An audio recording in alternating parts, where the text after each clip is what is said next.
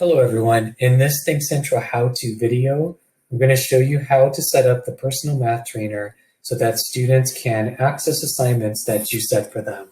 I actually forgot to add this step to the other part of this video, but you do have to do this first before the personal math trainer will work on your account. So to set that up, you have to go to Manage Classes.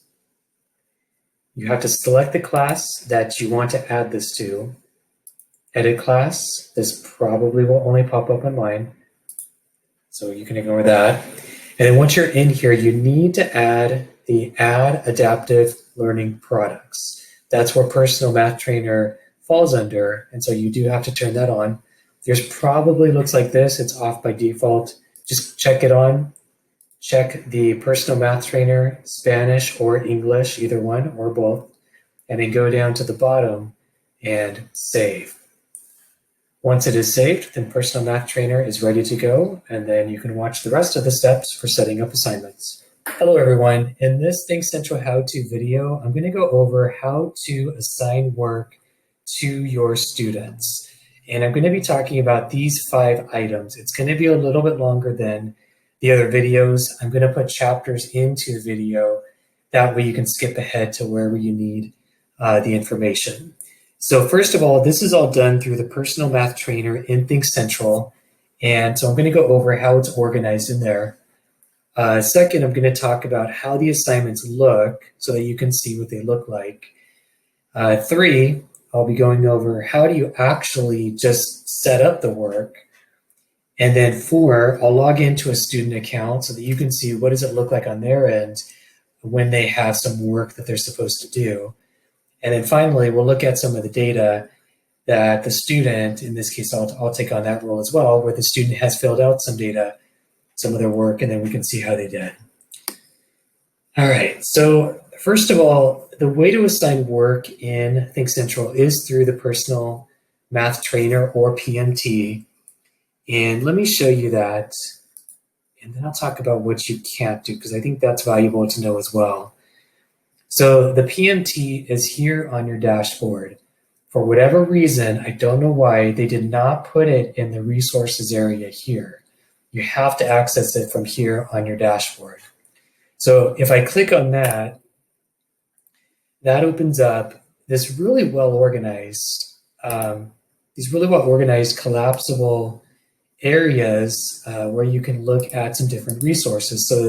So these lesson level homeworks, these are different activities that students can do on PMT that match perfectly with your units and your lessons in the book. These are the quick quizzes. These are not the actual quick quizzes, but they're the same content as the quick quizzes. And I think in a minute you'll understand what I mean. These are the unit tests. Again, the content of the unit tests, not the actual unit tests, the paper copies in your books. These are standard-based assignments that you can give that are sort of similar to those Getting Ready for the SBAC books, those ones that come every year, the thin ones. These are sort of equivalent to that in that they're focused on standards, not focused on the way the book is organized. And then you have this other assignments. These are those beginning, middle, and end of year assessments that you can use to diagnose and use as summatives. And then this last little section down here, these are it's just information. We're going to go over most of it together, the important stuff. But if you want to look into some things further, you can go there or just ask me, email me, and we can figure it out together. All right, so that is the Personal Math Trainer. So it's the way you assign assignments, and it has all these resources that you can assign.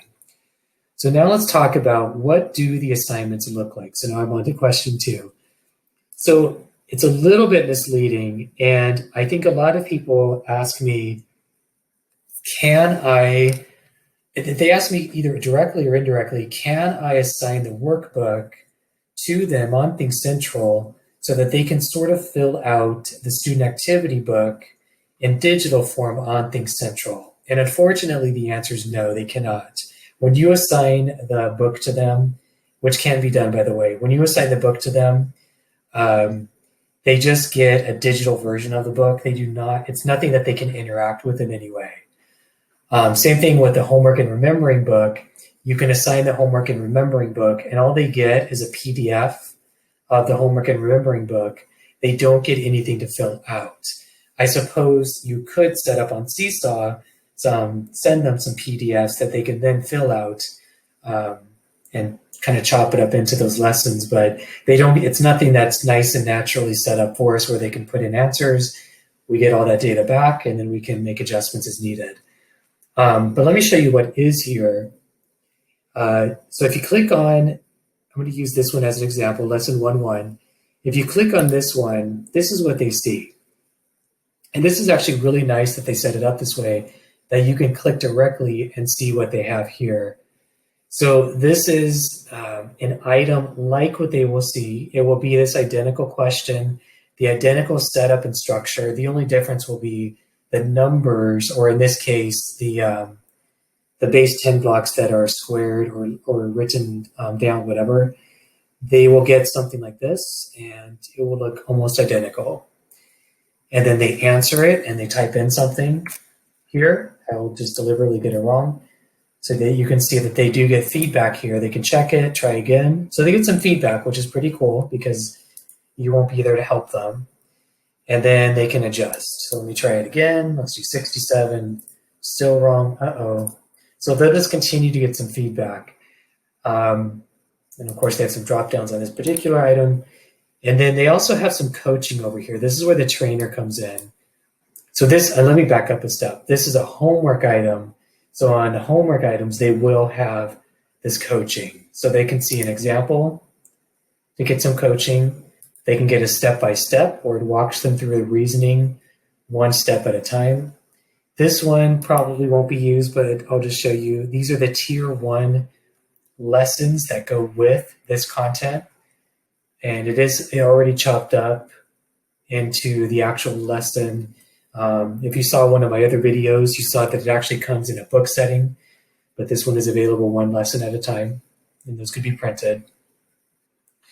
And then it has a printable, which will just print this particular question, but you can see here they have more than one. But let me go ahead and press next, and I'll show you here. Wait, that one always gets me, this big one. It goes down because of this big item. But you'll see this red X here, and that indicates, uh-oh, I missed that item. But as a student, I can go back if I just got frustrated. So it says here, you already have seen the answer to this question. So it will give me something different if I'm the student. So I have to try another. And now you can see, oh, pretty cool. I get a different item. So I can try it again. So I can continue to practice even if I had a hard time the first time. So at this point, I'll show you on the student one, there's going to be a couple of additional buttons down here that say save or turn in. And I'll show you that on the student one. That's going to be the value of seeing it on the student side, the actual student side, what that will look like. But other than that, this is how it's going to look in the homework version. So that's what the items look like. Now let me show you a test item. So just note here it says homework, and we will get to the assign in a second. This is important to note too, because if you go to the unit test here, you're now going to see a couple different items. They have the homework item. This is a pretest, but then they have the pretest test item, the actual version of this. These two will be the same, just perhaps with different numbers, but the test items will be the same. The structure will be the same. But let me show you the one difference between the test versus the homework. So here's a test one. I was debating showing you the test one, but it will have everything here. But just note now the coaching is gone. And then if I type in an answer here, one that's deliberately wrong, let me show you next. They will no longer get the red X to indicate that they missed it because, of course, this is a test, and then we don't want them just blindly guessing. But they can go back here to adjust if they felt like, uh-oh, I just thought of something. They can go back and change it. So those are the differences between the homework and then the test items. So that is the way the PMT is organized, and those are what the assignments look like. So clearly you can see they are not the student activity books, and they are not the homework and remembering books. There's something unique that is the digital practice that's available on PMT, and all of the other items look the same in that they have that same format. So now let's go and actually make a couple assignments. So you also do that through here, through the PMT. We're going to make two different types so that when we get to the student one, you can see what that looks like on the student side, just to confirm that everything I just showed you is accurate. So let's go to 1.1, and we're going to go to assign. That will then pop up. Do I want to modify it, or do I just want to add it?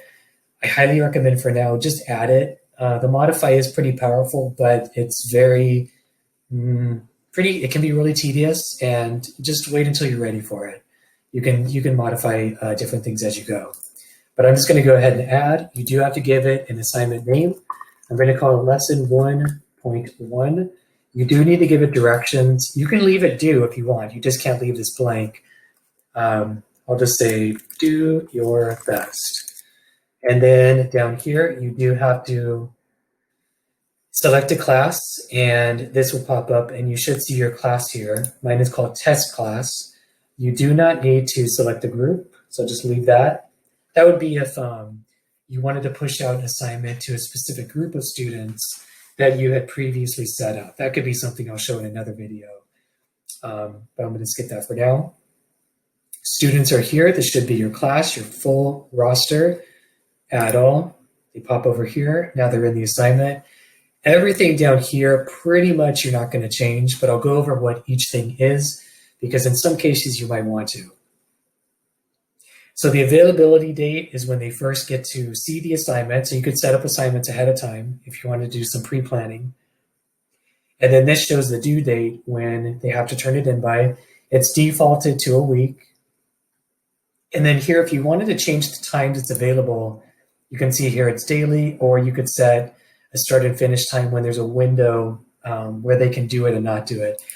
I think the only time you might use that is if you're setting up a test and you wanted to limit, I don't know, I guess if you wanted to limit how much time they had on the test, just to emulate the classroom, I guess. I don't know. Down here, do you want to let them pause it? I definitely would keep that as a yes. And over here, see answers. I don't even know what this is. I have played with this and I cannot figure it out still, so I guess leave it. The standard set, that's fixed, can't change it. Mastery level, this is what you'll see in your data report. It'll make a lot more sense once we show you that, but it's just an indicator of what level do you want to cut off to show that the students have mastered something that you've assigned to them. But just remember that 75% number. This one sounds really tempting. Do you want to follow adaptive work? This one is pretty powerful, but for now, just leave it no until we get a little more comfortable, because it gets a little complicated and they can see different items, and it might be a little confusing when you're first getting to know Thinkcentral. This workflow type, that will open up if you press yes. There's two types there. I'm going to not talk about that for now, and then press save. Save my changes, yes. So now down here, that's going to automatically take you to your assignment page here, and you can see the assignment that we made when it's due, the student count, how many have completed it so far, and then the status, no one has started it. And then over here, we're going to get results after some people have turned it in. And then for here, we're done. One little thing here, these buttons look really tempting, and you're going to think, I'm going to add a test and do it directly from here. Why don't I just add an assignment from here? And you can, you just have to see it to believe it a little bit. It's really messy to do it that way. Just kind of trust me on that, but feel free to dive in and explore if you would like to. It ends up in the same place, but it's just really messy. So let's add a test. So let me close this out. Let's go and add a unit test. And I'm going to do an actual test and quiz, not the homework version here. So let's do it again. I'm going to go through this quicker and assign, add as is. that is fine. Let's call this unit 1.1. Just say, do your best. Again, class, pick your class, no group. Students populate in at all. I'm leaving everything the same for now, and save. So now that I have 2 assignments, you'll see down here, this pops up again, and now we can see our unit 1.1, and again, same data here, nothing has changed. So that's how to make assignments and add them to your class, and then to make sure that your students have those available. So now let's log in as a student in my class so that you can see what they see when they log in now that you've set up assignments for them. So to do this, I'm going to log out and just clean up my windows at the top. Log out. And I'm going to go to my test student, get you out of the way. Log in. And anytime a student logs in, it looks like this initially. Now I'm going to go to my things to do. That's where my assignments will be. And I have my unit 1.1 and I have my lesson 1.1. And I can start those now. So let's start off with the lesson 1.1. And I just have to click it again. It gives me the details. There's my instructions, do your best. And I click on it again to start it. It'll give them a little tutorial on how to use the PMT, and then they press start. So just again, I think what I wanted you to see here is that this is exactly what we previewed. Maybe with this item actually looks similar, but they might get some different items, but the item, different numbers, I should say, the item will look the same as what you saw. 2 things you should notice are different on here are these green buttons here now. So this is where I can turn it in, and then I can save and close. Now this save and close might be, if they need to be interrupted for something comes up at home, and they need to save it and then come right back to it, it will save their progress, and then they can come back to it and save it. Turn it in is where when they think they're done, they can turn it into you, and then you'll get that data. So I'll go ahead and turn that in. You haven't finished, are you sure? Yes, I am. And then completed now. Now I go back to look at my unit test here, and let's start that one. And then let's see if you remember what shouldn't be on this one before I go to it. And hopefully you remember that the coaching buttons on the side are now missing. So again, any test that we assign, they will not have those. And then they will have now the turn it in and the save and close, functionally the same exact thing. And they can, I'm just going to turn it in just so we have data. And now we have some data.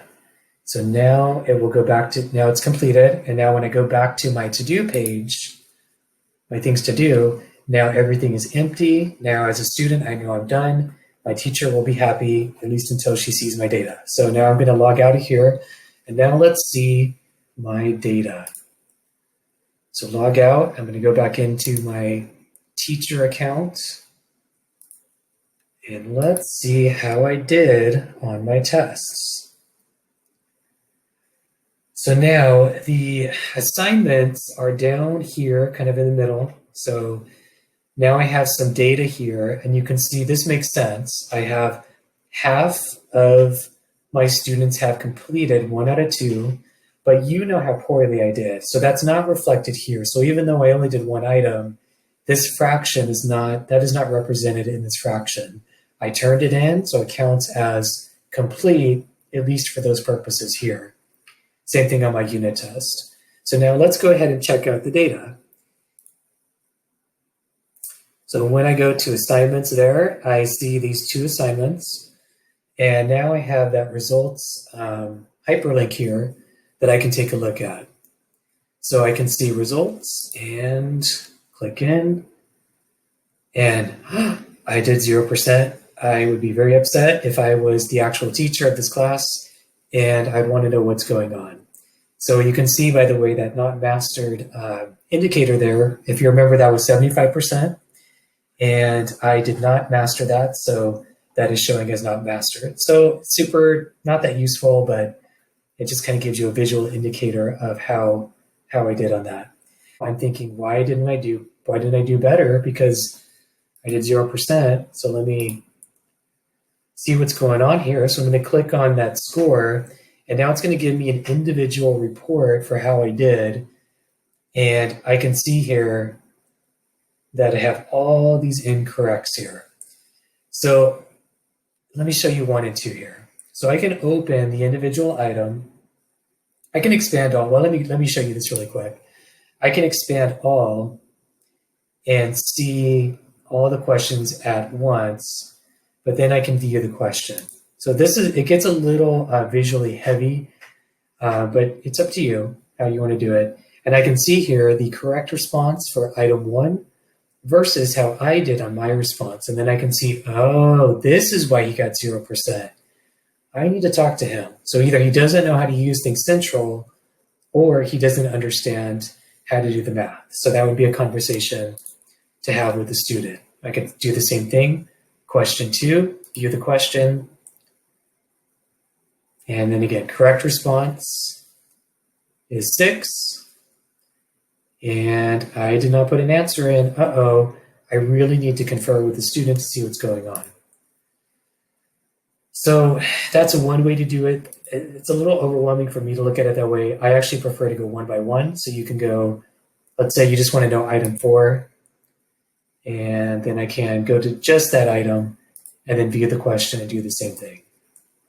So either way, whatever is visually more pleasing for you, but that's how to go into the individual data. And let me close here. And then that is how to see the data. So that is the personal math trainer. And so we talked about these 5. So what it is, what do the assignments look like? How do you do assignments? What does it look like when a student logs in to see the work they have to do? And then what does the data look like on your end? So hopefully that all makes sense. Hopefully you have some good success getting in there.